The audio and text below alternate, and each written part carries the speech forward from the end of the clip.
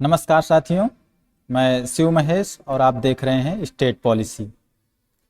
आज हम पढ़ेंगे लोकतंत्र। लोकतंत्र पर ही इस समय लगभग पूरी दुनिया टिकी हुई है, कुछ देशों को छोड़कर।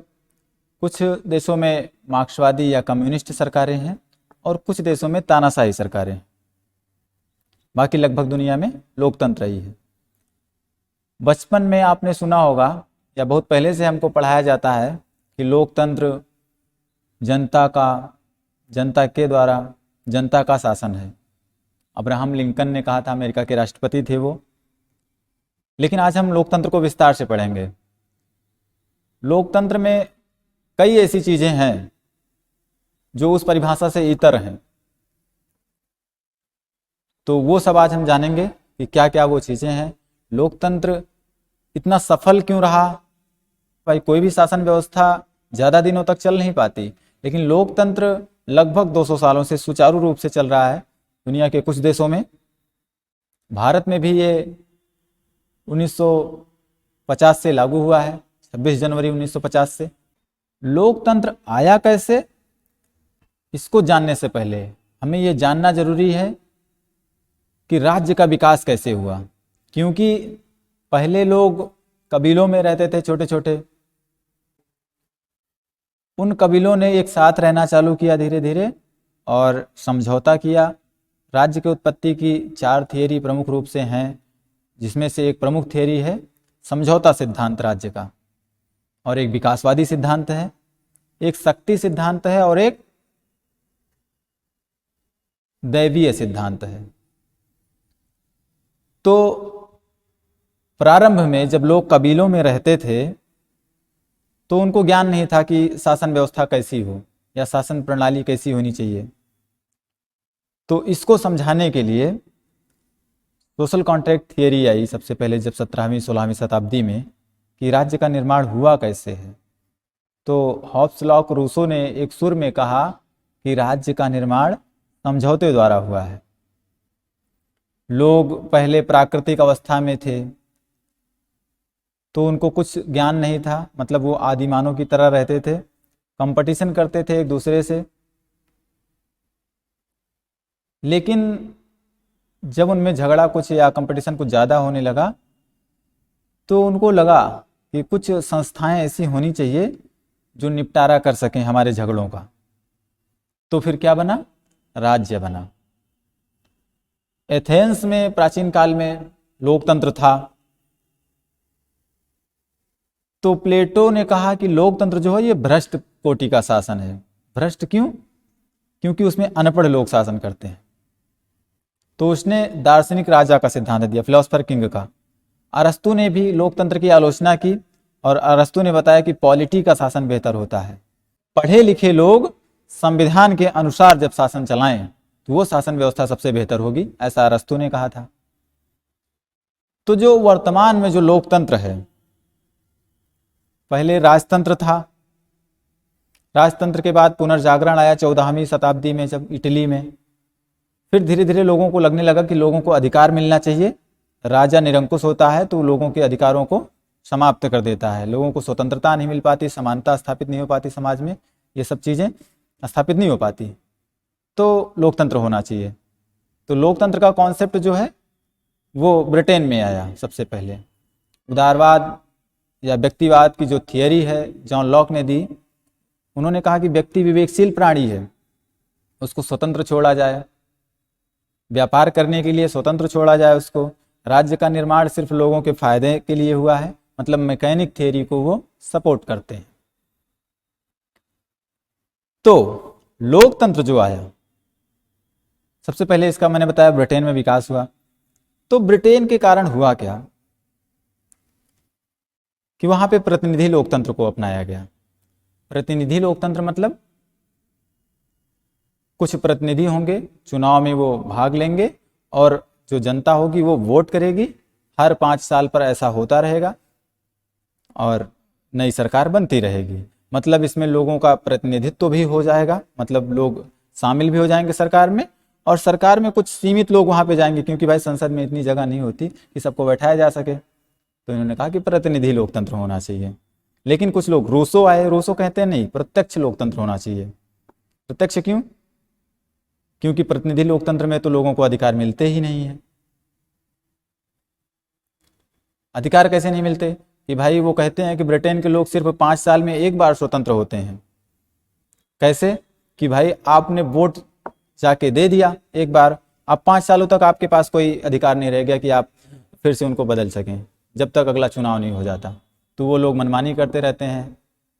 आप अपने आसपास देख भी सकते हैं कि हमारे नेता कैसी मनमानी करते हैं, वो गायब हो जाते हैं चुनाव जीतने के बाद, तो फिर अगले चुनाव के टाइम पर ही वो दिखते हैं हमारे सामने। तो देखिए, लोकतंत्र जो दो रूप है उसका प्रमुख रूप से, एक है प्रत्यक्ष लोकतंत्र और दूसरा कौन सा है? अप्रत्यक्ष लोकतंत्र। प्रत्यक्ष लोकतंत्र था कहाँ? पहले प्राचीन नगर राज्य जो थे यूनानी, उनमें था, और वर्तमान समय में स्विट्जरलैंड में है ये। प्रत्यक्ष लोकतंत्र में होता क्या है? रिकॉल की व्यवस्था होती है उसमें रेफरेंडम होता है। रिकॉल क्या है? जैसे हमने किसी नेता को चुन लिया या किसी को वोट कर दिया, अगर वो हमारे अनुसार नीतियां नहीं बना रहा है तो उसको हम फिर से बुला लेते हैं। और दूसरी बात वहाँ पे एक जरूरी जो होता है रेफरेंडम, जनमत संग्रह।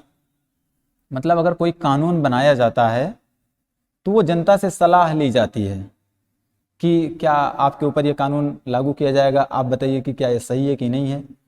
तो वोटिंग होती है इस पे।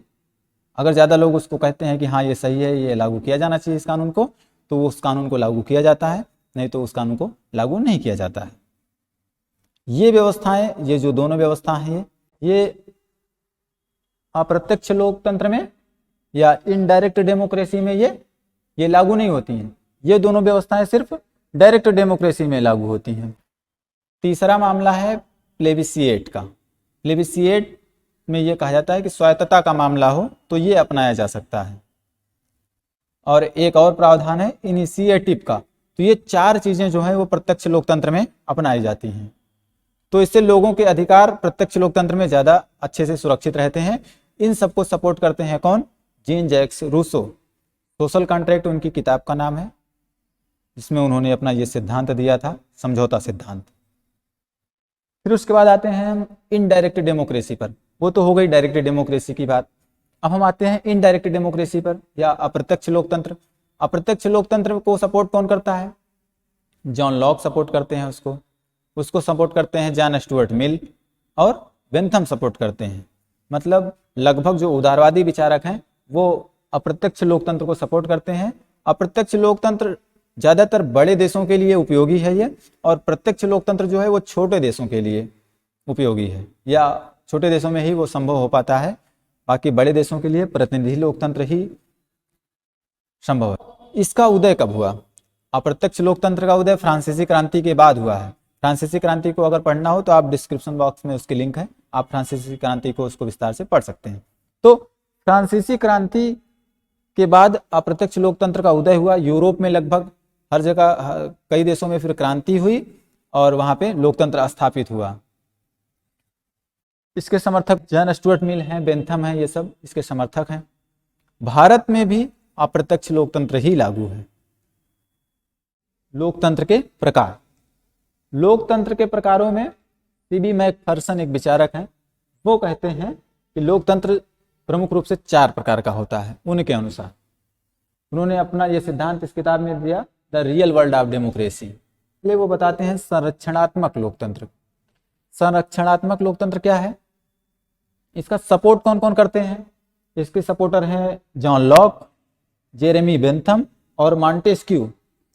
मॉन्टेस्क्यू जिसका महत्वपूर्ण योगदान रहा फ्रांसीसी क्रांति में, द स्पिरिट ऑफ लॉज उनकी किताब है। तो लॉक और बेंथम, मॉन्टेस्क्यू संरक्षणात्मक लोकतंत्र को सपोर्ट करते हैं, ऐसा कह रहे हैं कौन? CB Macpherson. ये लोग नकारात्मक उदारवादी भी कहे जाते हैं, जॉन लॉक, बेंथम और मॉन्टेस्क्यू। नकारात्मक उदारवादी क्यों? क्योंकि ये सब कहते हैं कि राज्य को ज्यादा शक्तियां प्राप्त नहीं होनी चाहिए, राज्य व्यक्ति को पूरी तरीके से स्वतंत्र छोड़ दे, व्यक्ति समझदार हैं, वो अपने भले का सोच सकते हैं। तो वो ये राज्य को ज़्यादा पावर नहीं देते हैं। मतलब ये आर्थिक समानता की बिल्कुल बात नहीं करते, ये कहते हैं कि वेलफेयर का काम स्टेट नहीं करेगा, क्योंकि अगर राज्य वेलफेयर का काम करने लगेगा तो वो क्या करेगा, अमीर लोगों पर ज़्यादा टैक्स लगाएगा, इसलिए राज्य को वेलफेयर का कार्य नहीं करना चाहिए। ये सपोर्ट करते हैं सीमित सरकार को। इसका मतलब ये है कि ये कहते हैं कि मिनिमम गवर्नमेंट होनी चाहिए और मैक्सिमम गवर्नेंस होनी चाहिए। मतलब सरकार सिर्फ थोड़ी हो, हमारे ऊपर कम अधिकार करे, लेकिन हमको व्यवस्थाएं बेहतर दे, यही जरूरी है। दूसरी चीज, ये संवैधानिक सरकार की बात करते हैं। मतलब सरकार जो चलाई जानी चाहिए वो संविधान के अकॉर्डिंग चलाई जानी चाहिए, संविधान के अनुसार ही सरकार चलाई जानी चाहिए। तीसरी बात ये करते हैं प्रतिनिधि सरकार की। मतलब प्रतिनिधि सरकार इनके लिए जरूरी है, क्योंकि जनसंख्या अगर बहुत ज़्यादा है तो फिर प्रतिनिधि सरकार ही अपनाई जा सकती है। वहाँ पे लोगों के प्रतिनिधियों को चुना जाता है। मैंने बताया कि कैसे वोट करके आप चुनते हैं, फिर वो अपने प्रतिनिधि लोग भेजते हैं। तो ये होता है संरक्षणात्मक लोकतंत्र। किसके अनुसार? मैकफर्सन के अनुसार। विकासात्मक लोकतंत्र ये दूसरे नंबर पे बताते हैं। विकासात्मक लोकतंत्र को ये बताते हैं कि इसके सपोर्टर कौन है? John Stuart Mill, Jean Jacques Rousseau और तीसरे हैं टी.एच. ग्रीन। ये तीनों लोग विकासात्मक लोकतंत्र को सपोर्ट करते हैं। विकासात्मक लोकतंत्र का यहाँ पे मतलब से भी मैकफर्सन का है कि व्यक्तित्व का विकास। व्यक्तित्व का विकास मतलब उनके नैतिक विकास, उनका और आंतरिक विकास। मतलब लोगों का नैतिक विकास होना चाहिए और उनका आंतरिक विकास होना चाहिए। नैतिक विकास होगा कैसे? जब राज्य वेलफेयर का काम करेगा। मतलब ये वेलफेयर स्टेट को भी सपोर्ट करते हैं, खासकर टी.एच. ग्रीन। टी.एच. ग्रीन कहते हैं कि राज्य बुराइयों का अंत करेगा जो बाधित करती हैं व्यक्ति के विकास में, या जो बुराइयां व्यक्ति के विकास में बाधा डालती हैं उनको राज्य खत्म करेगा। जैसे कि नशाखोरी को दूर करेगा राज्य, और अशिक्षा को खत्म करेगा राज्य। ये सब चीजें जो हैं वो ग्रीन कहते हैं कि राज्य के ये कार्य हैं, ये करना चाहिए। मतलब लोगों के विकास के लिए जो चीजें जरूरी हैं वो राज्य करेगा। ये विकासात्मक लोकतंत्र मानता है। तो ये लोग कहते हैं कि लोकतंत्र क्या है? एक जीवन पद्धति की तरह है, आप उसको अपना लें तब आपके लिए जीवन आसान हो जाएगा। ये मानते हैं विकासात्मक लोकतंत्र के सपोर्टर। उसके बाद आते हैं साम्यावस्थावादी लोकतंत्रवादी या साम्यावस्थावादी लोक। इसके समर्थक शुम्पीटर हैं और रॉबर्ट डहेल हैं। ये आर्थिक गतिविधियों पर ज़्यादा जोर देते हैं, मतलब धन को ये ज़्यादा महत्व दे देते हैं। शुम्पीटर कहते हैं कि लोकतंत्र क्या है? लोकतंत्र में जो नेता होता है वो व्यापारी की तरह होता है, और जो मतदाता होता है वो उपभोक्ता की तरह होता है। मतलब नेता लोग जो होते हैं वो नीतियों को बेचते हैं अपने। मतलब भाई हम लैपटॉप देंगे, हम पेंशन देंगे, या फिर हम किसानों का कर्जा माफ करेंगे।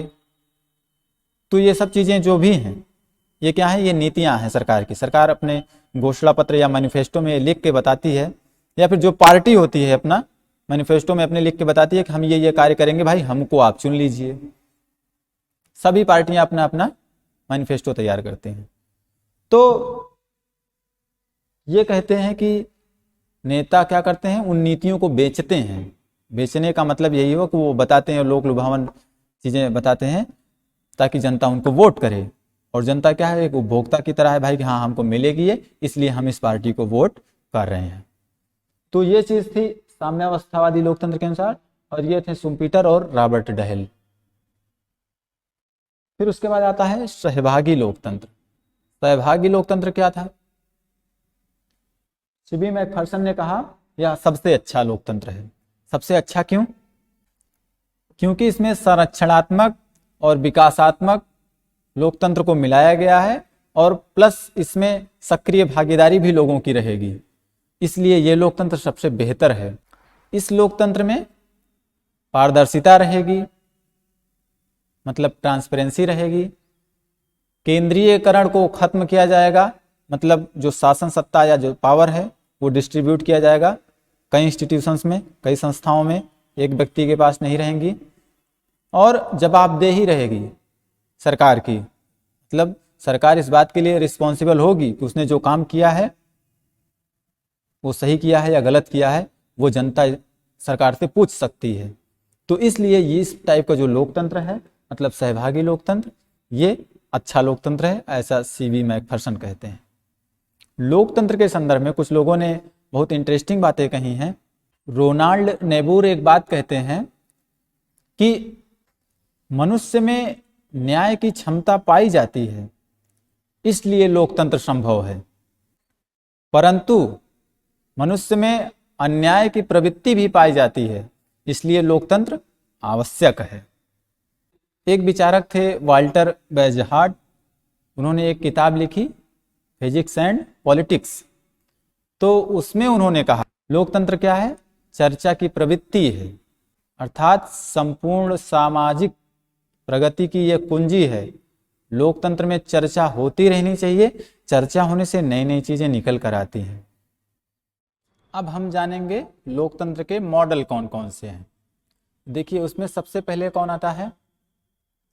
विशिष्ट वर्गवादी, या लोकतंत्र की एलीट थियरी जो है ये मानती है कि लोकतंत्र हो या कोई भी व्यवस्था हो, उसमें कुछ एलीट होते हैं वही शासन करते हैं, मतलब कुछ अभिजन होते हैं वही हमेशा शासन करते हैं।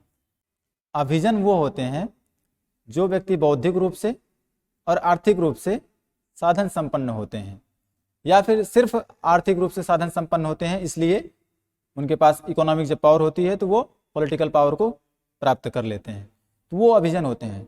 सभी जगहों पर ये पाए जाते हैं, मतलब अमेरिका में भी ये पाए जाते हैं, ये ब्रिटेन में भी पाए जाते हैं, फ्रांस में भी, भारत में भी पाए जाते हैं।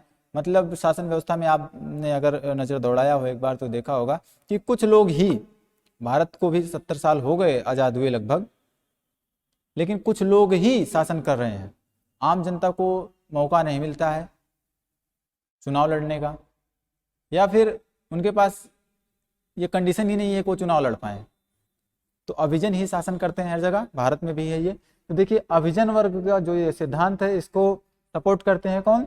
पैरेटो है, मिशेल पैरेटो, और मोस्का है, और सी राइट मिल्स हैं। पैरेटो इटली के एक विचारक थे, उन्होंने अपनी किताब लिखी एक माइंड एंड सोसाइटी। वो कहते हैं इतिहास कुलीन तंत्रों का कब्रिस्तान है, मतलब वो अभिजनों के परिसंचरण की बात करते हैं। वो कहते हैं सिर्फ अभिजनों की अदला बदली होती रहती है, आम जनता को शासन करने का मौका नहीं मिलता है।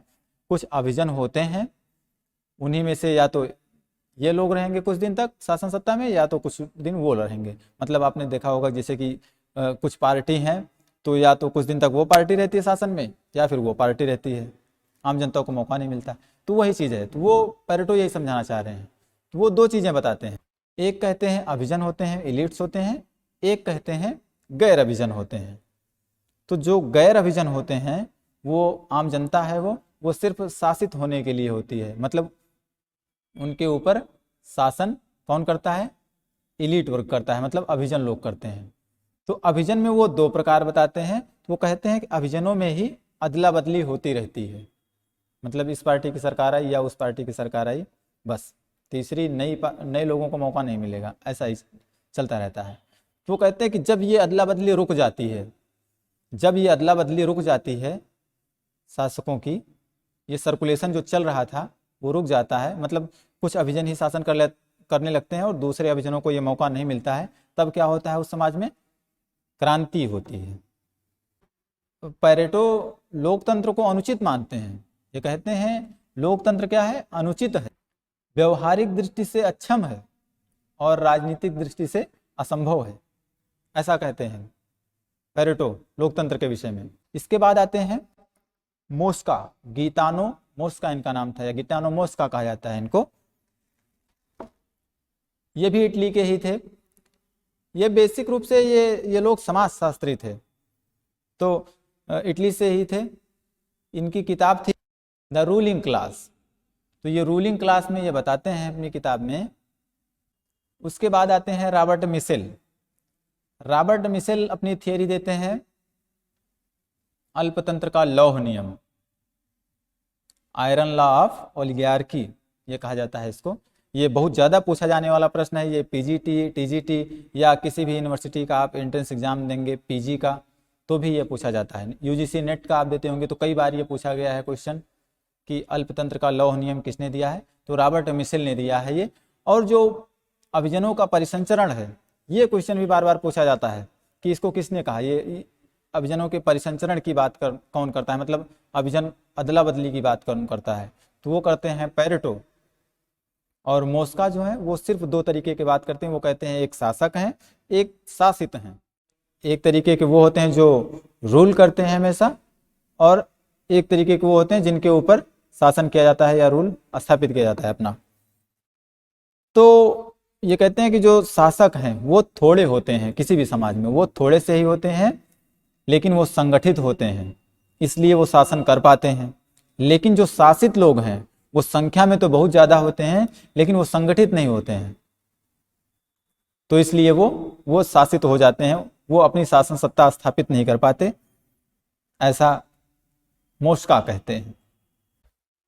रॉबर्ट मिशेल ने जर्मनी में एक शोध किया था जर्मन सोशल डेमोक्रेटिक पार्टी पर, तो इसी आधार पर वो अपना सिद्धांत देते हैं। वो कहते हैं किसी भी पार्टी में या किसी भी देश में हर जगह जहाँ भी संगठन है वहाँ पे कुछ एलिट्स पाए ही जाते हैं, वो बन ही जाता है एलिट, और सारे महत्वपूर्ण निर्णय वही लेते हैं। जैसे कि लोकतंत्र तो है लेकिन क्या होता है, प्रधानमंत्री से जो उसका मंत्रिमंडल होता है वही महत्वपूर्ण निर्णय लेता है सारे। तो यही समझाना चाह रहे हैं यहाँ पे रॉबर्ट मिशेल। मिशेल एक इंटरेस्टिंग थियरी देते हैं, मास माइंड थियरी। मास माइंड थियरी मतलब वो कहते हैं कि जो नेता होते हैं ये समझदार होते हैं और चालाक होते हैं, तो अपने ये मीठे मीठे भाषणों द्वारा जनता को बहला लेते हैं। ये शातिर नेता मास माइंड को अपने भाषणों द्वारा बहला लेते हैं और उनको प्रभावित कर देते हैं और उनका वोट प्राप्त कर लेते हैं और शासन व्यवस्था उनके हाथ में आ जाती है। तो ये सब बातें रॉबर्ट मिशेल कहते हैं। ये जर्मनी के थे। इनकी किताब का नाम था पॉलिटिकल पार्टीज सोशियोलॉजिकल स्टडीज, जिसमें इन्होंने ये अपने सिद्धांत दिए थे अल्पतंत्र का लौह नियम। लोकतंत्र के अभिजनवादी सिद्धांत से जो जुड़े और लोग थे उनमें थे शुम्पीटर थे, मैनहाइम थे, रॉबर्ट डहेल थे। ये आर्थिक लोकतंत्र की बात करते हैं। लोकतंत्र में जो धन का मामला है या अर्थ का मामला है ये उस पर बात करते हैं, इनका फोकस इसी पे रहता है। ये कहते हैं कि सब कुछ जो है वो डिसाइड होता है धन संपत्ति द्वारा। शुम्पीटर ने एक किताब लिखी कैपिटलिज्म, सोशलिज्म एंड डेमोक्रेसी, तो उसमें वो ये कहते हैं कि लोकतंत्र की एक खूबसूरती है कि इसमें कोई तानाशाही नहीं हो सकती है, और ये लोकतंत्र में नेताओं को व्यापारी मानते हैं और जनता को ये उपभोक्ता मानते हैं। ये कहते हैं कि लोकतंत्र में नेता अपने नीतियों को बेचता है और लोक लुभावन नीतियों को बेचता है और जनता उसके चक्कर में उनको वोट दे देती है। एंथनी डाउन्स की किताब का नाम है an economic theory of democracy, और वही इनका सिद्धांत भी है। डाउन्स लोकतंत्र के आर्थिक मॉडल की बात करते हैं। ये कहते हैं कि लोकतंत्र में जो दल होते हैं वो व्यापारी की तरह होते हैं, जोखिम उठाते हैं, सत्ता का फायदा उठाते हैं। तो देखिए इसके बाद आता है विमर्शी लोकतंत्र। विमर्शी लोकतंत्र के सपोर्टर कौन है? जॉन रॉल्स हैं, थ्योरी ऑफ जस्टिस 1973 में इन्होंने किताब लिखी थी। हैबरमास हैं, कोहेन हैं, रोजर्स हैं, ये सब विमर्शी लोकतंत्र के सपोर्टर हैं। विमर्शी लोकतंत्र कहता है कि लोकतंत्र जो है वो चर्चा के लिए बना है, मतलब जो भी समस्याएं होंगी वो चर्चा द्वारा उनका निवारण किया जाएगा। ऐसा जॉन रॉल्स और हैबरमास, कोहेन और रोजर्स जैसे व्यक्ति कहते हैं। अभी असिस्टेंट प्रोफेसर का पेपर हुआ था 28 नवंबर को, उसमें पूछा गया था कि विमर्शी लोकतंत्र के सपोर्टर या समर्थक कौन नहीं है, तो उसमें 4 ऑप्शन दिए गए थे लेकिन चारों वो थे। तो पहले आंसर किया है तो उसमें माना गया कि जॉन रॉल्स उसके सपोर्टर नहीं है या उसके समर्थक नहीं है, लेकिन रिवाइज आंसर किया है तो उसमें माना गया कि इस क्वेश्चन को गलत मान लिया गया, उसको परीक्षा परिणाम से बाहर निकाल दिया गया। तो ये सब क्वेश्चन पूछे जाते हैं, आप लोग इनका ध्यान रखें। उसके बाद आता है सहवर्तनी लोकतंत्र, इसके सपोर्टर हैं जॉन कैल्हन। फिर आता है वैश्विक लोकतंत्र या कॉस्मोपॉलिटन कहते हैं इसको, इसके समर्थक हैं डेविड हेल्ड। इसके बाद है निर्देशित लोकतंत्र, इसके समर्थक कौन रहे हैं? इंडोनेशिया के राष्ट्रपति सुकर्णो। दो प्रकार के और लोकतंत्र हैं, एक है समुदायवादी लोकतंत्र, बेंजामिन बार्बर हैं जिसके समर्थक। देखिए कई एंट्रेंस एग्जाम अगर आप दे रहे हैं किसी भी यूनिवर्सिटी का, तो उसमें डायरेक्टली ये पूछता है कि सहवर्तनी लोकतंत्र के समर्थक कौन है, मतलब जैन कॉल्हन। और वैश्विक लोकतंत्र का समर्थक कौन है? डेविड हेल्ड हैं। निर्देशित लोकतंत्र का समर्थक कौन है?